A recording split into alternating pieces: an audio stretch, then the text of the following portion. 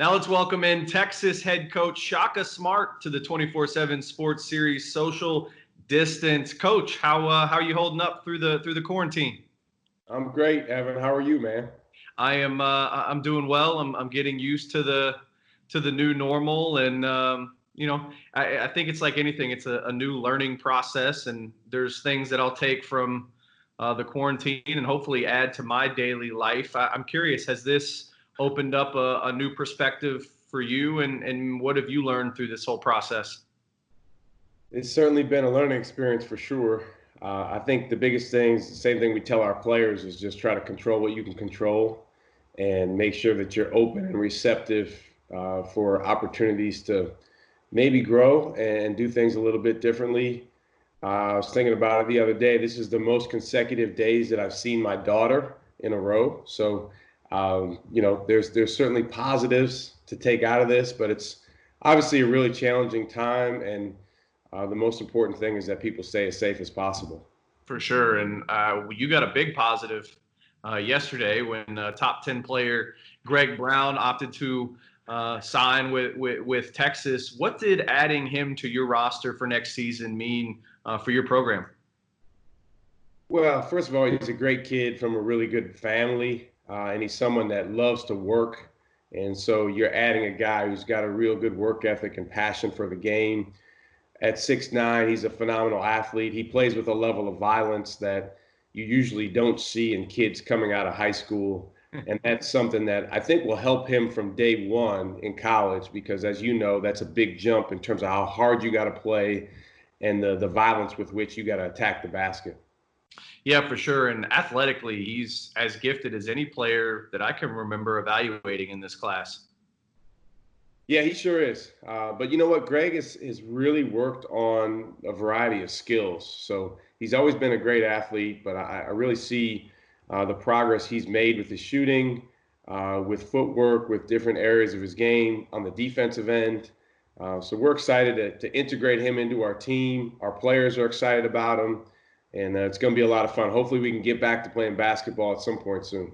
Yeah, I think we're all hoping for that. It's interesting. There's been a lot of talk about the NBA G League professional path over the last couple of weeks, especially with Jalen Green and Isaiah Todd opting to go that route last year. How difficult or maybe different was it to close out a recruitment, not necessarily against another school, but in my opinion, I think his next best option, or the option that he was considering, was a professional league. Was that different or difficult for you all to navigate? Well, it's a different type of recruiting for sure. I mean, you're not really recruiting against another program or another school. You're recruiting against a whole different option. And I mean, let's be honest, Evan, the same path for one guy that makes sense is not necessarily the right path for another guy. And I think, the great thing right now is it's up to the individual and his family to figure out what's most important and what is best going to prepare him for the next 20, 30, 40, 50 years. It's not just about what's going to get you picked in the NBA draft. That's obviously really, really important. But you want to be prepared to be successful. And so it's interesting, man. There's been a lot of debate about what is the best way to get prepared for that. I can't really speak to any other situation besides ours. We've been fortunate. We've had some guys that have had some success after 1 year here and have been able to be picked in the NBA draft and go on and do good things there. And I think the biggest thing that we always just try to emphasize is we've got to take advantage of every day for personal growth in addition to basketball growth. Sometimes the personal side of it gets lost because the basketball gets so much attention, but they're very, very intertwined. When you say the personal growth, what do you mean by that, and what are you doing with your players in terms of addressing that? Well, all the elements of competitive character that are going to allow you to be successful on the court and off. Things like resiliency, the ability to respond, competitiveness, the ability to communicate with others is huge. Responding to adversity, making sure that your work ethic is not only extremely strong, but it also is directed in a way that you can be very self-aware of where you're trying to grow and get better. Coachability, the ability to be receptive to things that come your way. And then also the ability to handle success. These guys, that are really good players that go through a process where literally they're in high school and then they're in college briefly, and then they're in the NBA and all the things that come along with that. And a big part of it is just being able to navigate that and Right. still stay true to who you are and the values that have been able to get you to that point. Right. You mentioned some of the past success you've had with one and done guys like a Mohamed Bamba or a Jared Allen or a Jackson Hayes, most recently, who really came out of nowhere. And as you and I've discussed, I way underranked. Did you bring did you bring up any of that with Greg in terms of your all's pitch to him? Well, don't feel bad, Evan, because everybody way underranked Jackson. And part of the reason is because when people were ranking him, they were ranking him on where he was. Right. And they didn't necessarily know that he was on a rocket ship Yep. and continues to be. The biggest thing we've learned, to be honest, is each guy is his own, situation. Each guy's path is a little bit different. Again, there are some commonalities in terms of those elements of competitive character where we want to help guys grow and develop. But for everybody, their games are so different. You don't want to put them in a box. Right. What we did tell Greg is that, our focus is going to be on helping you improve as a whole person, 360 degrees, and not necessarily try to cut you up into little parts and just focus on, a little bit of you. We're going to focus on everything all around, whether it's the personal part, whether it's, the academic part while you're in school, obviously basketball, and then all the interpersonal relationships you're going to have.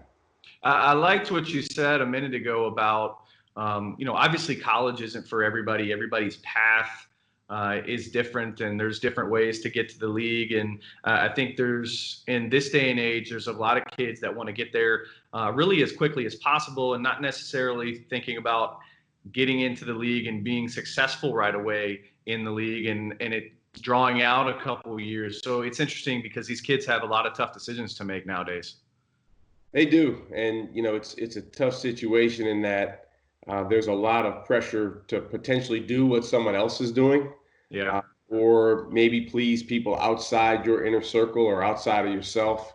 But the thing that I think is so important for all of us to keep in mind is who it's really about. It's about the young man, his development, his long-term growth, his long-term success. Obviously, there's a huge difference between where you are when you exit high school, where you are a year later, and then where you're going to be in 15 years. And the goal, obviously, is to continue to grow, develop, put yourself in a position where you can take care of your family for a long, long time. Right. Maybe even take care of your family's family for some of these guys that are so incredibly talented. So just thinking along those lines, Evan, and making sure that there's a thought process beyond the comparison in the moment. We live in such a society of comparison, and it's important for someone to do absolutely what's best for them. Right. We've talked a little bit about the NBA G League Pro Path. The immediate transfer rule has been a big topic of conversation in college basketball circles, and now name, image, and likeness is a huge talking point. In my opinion, this game that we're all involved in is going to look a lot different in the next 2-3 years if that immediate transfer rule goes in, the NIL rule adjusts. How do you as a coach navigate all these potential upcoming changes, and what are you doing to prepare for them? Well, I think the biggest key evidence to be flexible and to understand that things can and will change. Sometimes they change one way and then they change back because all these things affect one another. Obviously, at the same time, right now, we have the pandemic that we're living through. We have obviously discussion about changes in the transfer rules, and we have a train that's moving a direction that's probably not going to get stopped, which is the name, image, and likeness stuff. Right. And so I think being really stubborn and being really resistant to change is the worst thing that we can possibly do. It's just about preparing. How can we best utilize these changes to help our guys? Yep. And how can we have our guys in the best position where they can benefit from, the twists and turns of college basketball, and obviously understanding that college basketball is only one part of this greater, system of athletics in this country, of basketball. It's closely connected to high school and grassroots basketball. It's closely connected to the NBA. So we're not in a vacuum. We have to pay close attention to what's going on there as well. Yeah, for sure. And I think with the name, image, and likeness and the emergence of the potential options for the professional leagues, whether that be G League or NBL or whatever, I'm curious to see if that can almost combat that. If kids have an opportunity to come in and do sponsorship deals or run a clinic, and then they're making $300,000 or $400,000 and still going to college. I'm curious how that combats potential pro options, and is that something that you've thought about of how you're going to have to pitch to these kids and involve that in the process? Well, it's going to be fascinating, Evan, because there's a lot of entities in this discussion that want to keep that stuff out of recruiting. Right. How do you do that? Because obviously it's a huge component of a young man and his family's decision. Because let's face it, there are very, very strong and powerful economic factors that need to be weighed. And when you're talking about someone that has a really, really powerful value, someone like a Mo Bamba who came here a couple of years ago, those guys are so unique. It's really challenging because you're comparing him to maybe the masses of college basketball players, and you're really talking about apples and oranges.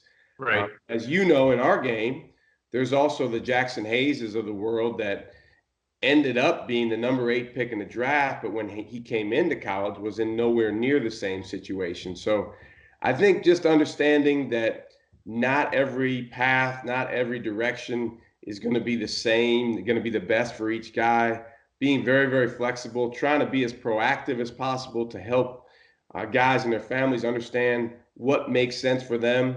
And then just as importantly, Evan, really thinking through and reflecting on what we value. And that's on both sides of it, as coaches, as programs, and then also the young men and their families, what's really important to them, making sure the education piece of it doesn't get lost for those that do really strongly value that. I think sometimes when we're talking about all this other stuff, we can lose sight of that. And again, if somebody doesn't value that, or that's not at the top of the list, I completely get it. If I was 18 and I had a gift to play this game as well as or better than anyone my age, I probably wouldn't have that at the top of my list either. Now, it would be something I factor in along the way. Right. I get it. Well, let's shift gears a little. One of the other big talking points in the country right now, with us going through the pandemic, there's not a lot of sports on, and The Last Dance, with the documentary on the Bulls and Michael Jordan, has been a hit. It got moved up into this period. I understand that you have a pretty strong affinity for Michael Jordan. What's been your takeaway the first couple episodes so far? Oh, it's just been terrific. Actually, somebody tried to send me a link to, see maybe some of the other episodes later on. I actually like that it's just 2 at a time, and then you got to wait a week, and then you watch a couple more. Yeah. We're trying to utilize this for our team, as a learning experience and as an opportunity to have communication about what guys are taking from these episodes, what they're taking from the things that are said. To me, just as a fan of that team and that time period, and someone who was in college during that time, my favorite part is just seeing Michael Jordan now at 50-something years old, reflecting back on really the challenges and how unique the circumstances were. So I think sometimes when we see teams that are so dominant, we make the mistake of thinking that it's relatively easy. Right. But that's one of the best things about this documentary is it shows the twists and turns and the human element, and the fact that when you go do something that special, there's no way you're not going to go through a bunch of adversity. It's pretty fun watching to see how they handled it. Yeah, it's cool to see them open up about the different things that have happened, whether that be I don't know if you saw the clip, I think it plays in this week's episode, of Dennis Rodman saying he wanted a vacation once Scottie Pippen came back. Like, it's cool to see these stories and just how open they've been in it so far kind of come out and us kind of relive it. Well, these guys are otherworldly basketball talents, but they're human beings. Right. And again, it's a great reminder for all of us as coaches that we're coaching human beings. You know, we're coaching people that go through the same range of emotions. I need a vacation. You know, the same thinking that anyone else does. Yep. And the thing that's really neat about the Bulls is they had some extreme personalities. You know, whether you're talking about Rodman or Jordan or Phil Jackson as a coach, the way that he went about it. And again, you can learn so much from people that are extreme. Yeah, for sure. Let's shift to your team. You built some really strong momentum late in the season last year, winning 5 of your last 6 games. You bring everyone back. You add Greg Brown, who we just mentioned, to the mix. What excites you about this group and the team you have put together for next year? Well, I'll tell you what, Evan, you know, one of the things that I would say all of us as coaches take out of this time when we're not allowed to be around our team on and off the court is just the level of appreciation we have for getting to coach and getting to be around these guys, getting to be a part of their lives. And I can promise you, you know, when we all get back and have a chance to get on the court together, I think there's going to be a lot less taking the day-to-day part of it for granted. And Right. so for our team, you mentioned the end of the year, we had some injuries, had, you know, 4 or 5 guys at different times that were out, and our guys did a good job coming together and really losing themselves in the fight. And that's why we were able to play well at the end of the year. Evan, we were literally on the court warming up in Kansas City when the Big 12 tournament got canceled. Oh, So wow.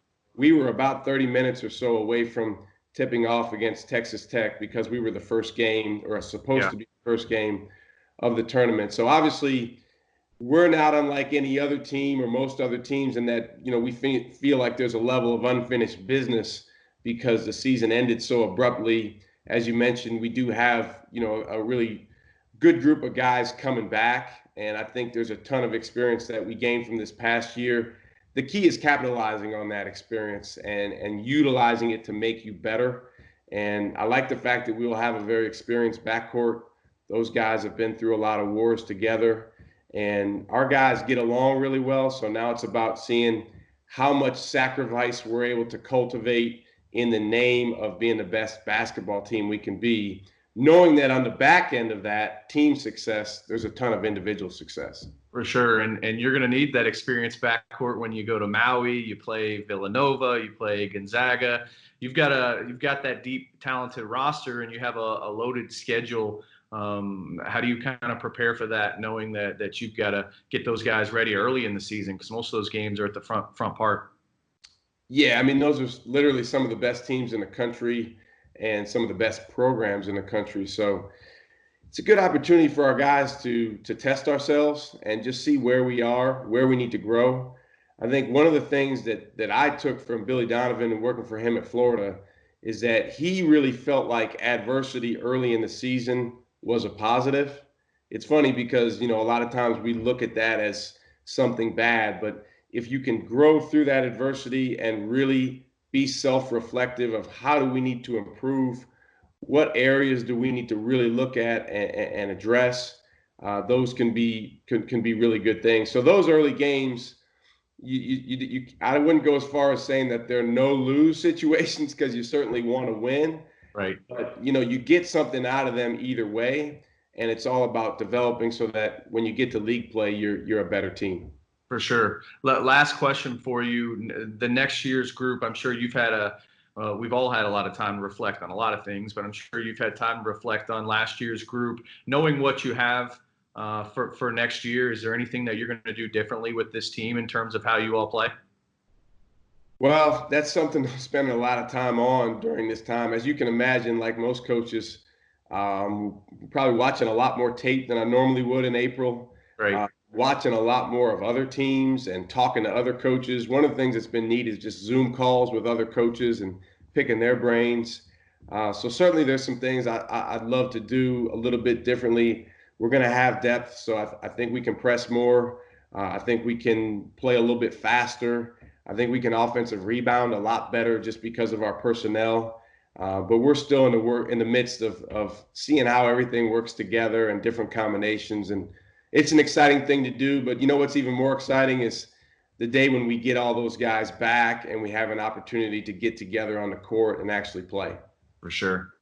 Well, Shaka, I appreciate your time, and thanks for jumping on here with me. Congrats on Greg, and good luck prepping for next season. Evan, thanks for having me on. I hope you have a great birthday while practicing social distancing. I appreciate that.